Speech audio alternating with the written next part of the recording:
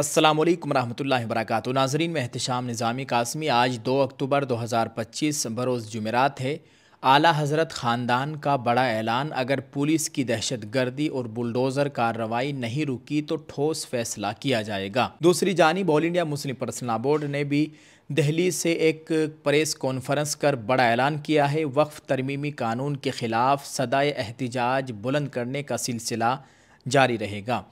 ناظرین، اس ویڈیو میں ہم 2 خبروں سے آپ کو آگاہ کریں گے۔ تمام دیکھنے والوں سے اپیل ہے ویڈیو بہت خاص ہے، مکمل دیکھ کر جائیں۔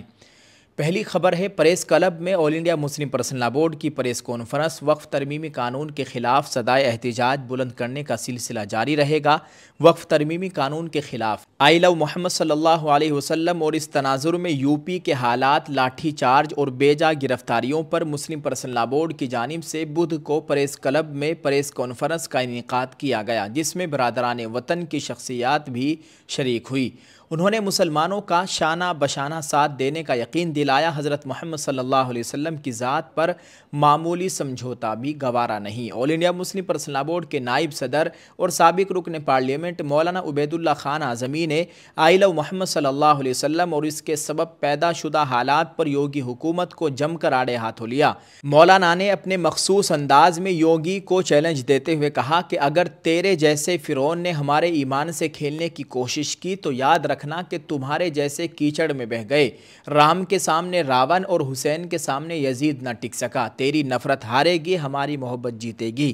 مولانا نے یہ بھی کہا کہ آج جگہ جگہ نوراتری کے بینر لگے ہوئے ہیں، مبارکبادیاں دی گئی، اس پر کسی کو اعتراض نہیں، تو آئی لو محمد صلی اللہ علیہ وسلم کا بینر لگانا جرم کیسے ہو گیا؟ مولانا عبید اللہ خان اعظمی نے مولانا توقیر رضا خان کی گرفتاری پر سخت برہمی کا اظہار کرتے ہوئے کہا کہ مولانا نے کوئی جرم نہیں کیا، وہ میمورنڈم دینے جا رہے تھے۔ مولانا عبید اللہ خان اعظمی نے 2 ٹوک انداز میں یہ بھی کہا کہ اب مال کی حفاظت کا نہیں، ایمان کی حفاظت کا مسئلہ ہے، اور اس مسئلے پر ہم بہت زیادہ بیدار ہیں، ضرورت پڑنے پر اپنی جان پر بھی کھیلنے سے گریز نہیں کریں گے۔ انہوں نے یہ بھی کہا کہ مسلمانوں کے نزدیک ایمان کی حیثیت سے سب سے بڑی چیز تعظیم محمد صلی اللہ علیہ وسلم ہے۔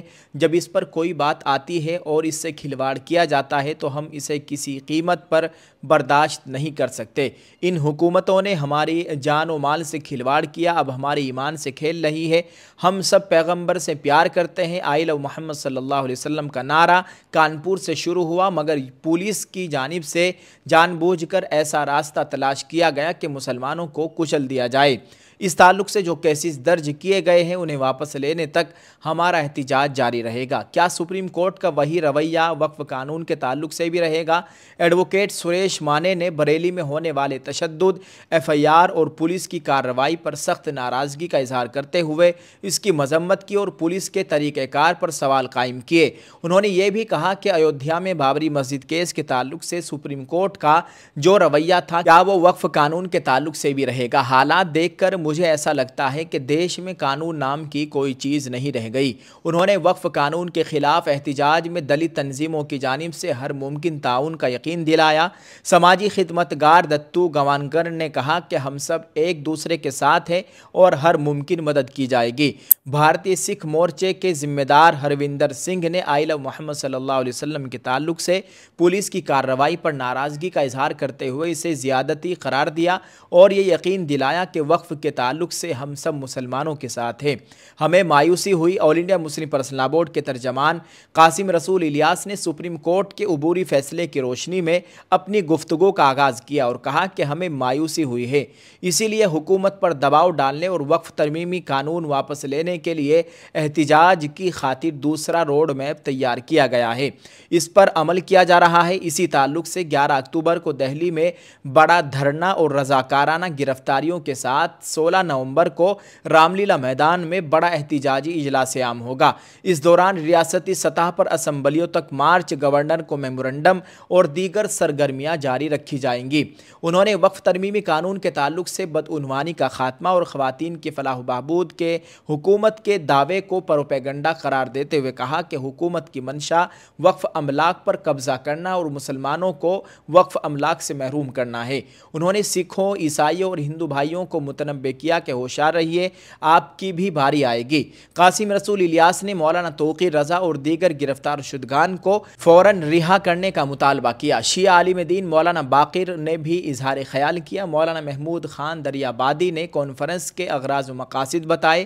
کانفرنس میں شاکر شیخ، فرید شیخ اور نعیم شیخ وغیرہ بھی موجود تھے۔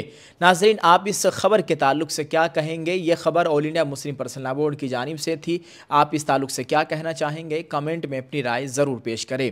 ایک اور خبر سے آپ لوگوں کو آگاہ کرتے ہیں۔ خبر آ رہی ہے خاندان اعلیٰ حضرت کی جانب سے بریلی میں بڑا اعلان۔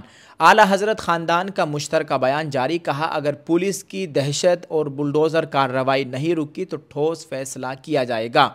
مولانا توقیر رضا خان کی اپیل پر شہر میں جمع ہونے والی بھیڑ اور اس کے بعد ہونے والے ہنگامے کے بعد منگل کی رات اعلیٰ حضرت خاندان کی طرف سے ایک مشترکہ بیان جاری کیا گیا۔ اس میں کہا گیا کہ بریلی کے مسلمانوں کو مسلمان ہونے کی وجہ سے اجتماعی سزا دی جا رہی ہے۔ انہوں نے الزام لگایا کہ پولیس رسی کو سانپ بنا رہی ہے۔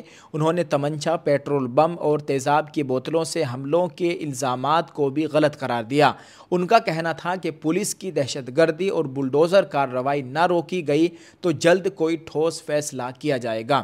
درگاہ کے سربراہ حضرت سبحانی میاں کی رہائش گاہ پر ایک پریس کانفرنس میں توصیف میاں نے اہل خانہ کا ایک بیان پڑھ کر سنایا، جس میں کہا گیا کہ بریلی کے مسلمانوں کو مسلمان ہونے کی وجہ سے اجتماعی سزا دی جا رہی ہے۔ بیان میں اندرا مارکیٹ کے قریب وائرل ہونے والے ایک ویڈیو کا بھی حوالہ دیتے ہوئے کہا کہ کچھ لوگوں کو مسلمانوں پر پتھراؤ کرتے دیکھا گیا ہے، اس لیے مسلمانوں اور پولیس پر پتھراؤ ایک سازش کا حصہ تھا۔ تاہم پولیس جان بوجھ کر اس ویڈیو سے آنکھیں چرا رہی ہے۔ بریلی میں بے گناہ مسلمانوں کو مسلسل گرفتار کیا جا رہا ہے۔ ان کی تھانوں میں میڈیا کے سامنے پریڈ کرائی جا رہی ہے، جہاں وہ ٹھیک سے چل نہیں پا رہے ہیں۔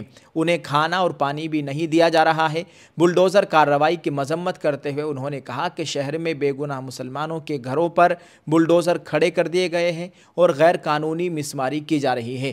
مزید برآں چھاپوں کے دوران مسلم خواتین اور لڑکیوں کو ہراساں کیا جا رہا ہے اور یہاں تک کہ بچوں کو بھی مارا پیٹا جا رہا ہے۔ مساجد پر چھاپوں کے دوران امام اور مؤذن کو ہراساں کیا جا رہا ہے۔ اس دھمکی آمیز اقدام کی وجہ سے کئی مساجد میں نماز پڑھنے سے روکا جا رہا ہے، جو کہ کسی کی مذہب پر عمل کرنے کے آئینی حق کی صریح خلاف ورزی ہے۔ پولیس نماز کے وقت اور طریقے پر بھی اعتراض کر رہی ہے۔ پولیس کے مظالم نے نہ صرف بریلی میں خوف کا ماحول پیدا کر دیا ہے، بلکہ ملک اور دنیا بھر کے لاکھوں سنی مسلمانوں میں بے چینی پیدا کر دی ہے۔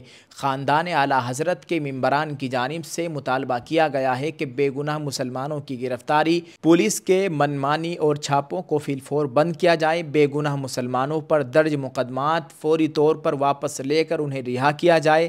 بلڈوزر آپریشن کو بھی فوراً بند کر دیا جائے اور دہشت کی فضا کو ختم کیا جائے۔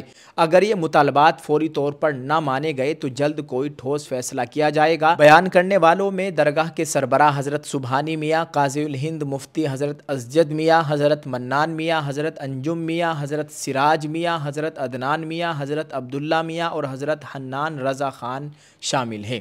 اللہ تعالیٰ خیر فرمائے۔ آپ اس تعلق سے کیا کہیں گے؟ کمنٹ میں اپنی رائے ضرور پیش کریں۔ دو اہم خبروں سے آپ لوگوں کو آگاہ کیا ہے، آپ اس تعلق سے کمنٹ میں اپنی رائے ضرور پیش کیجئے گا اور دوسرے لوگوں تک اس بات کو پہنچانے کی کوشش کیجئے۔